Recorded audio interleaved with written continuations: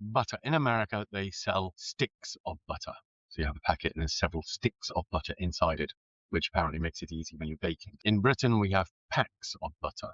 The average size is 250 grams. Now, we call them packs of butter, and this is likely a mispronunciation of the original word, which was a pat of butter.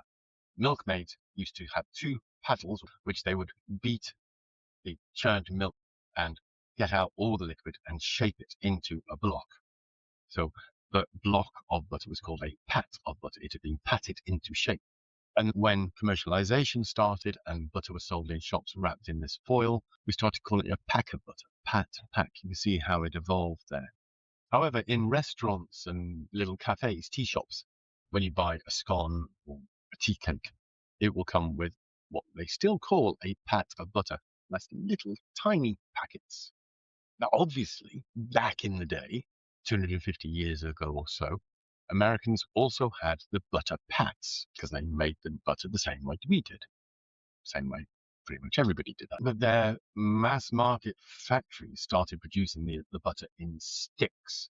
That became popular. It was very easy to follow cooking instructions: 1 stick, half stick, quarter stick, etc. But then the butter itself is somewhat different. In America, butter has to contain 80% butter fat, a good amount.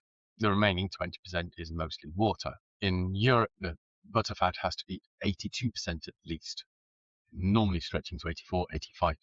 That extra 2 to 4% might not sound like it makes much of a difference, but it means American butter contains more water. And when baking, that extra water evaporates, which makes pie crusts, your pastries, behave differently. It melts much faster, so the biscuits end up flatter on the baking tray.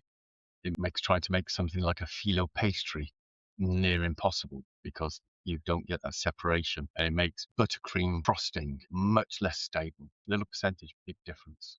And then there's the hidden flavor difference, which shocks people.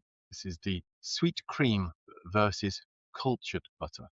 The vast majority of American butter is made from unfermented, pasteurized, again, cream.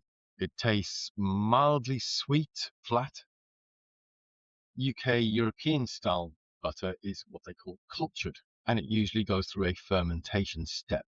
So live bacterial cultures are added to the cream, which causes it to ferment slightly before it is churned. This introduces lactic acid, which gives our butter a distinctly rich, tangy, buttery aroma and a much deeper yellow natural color.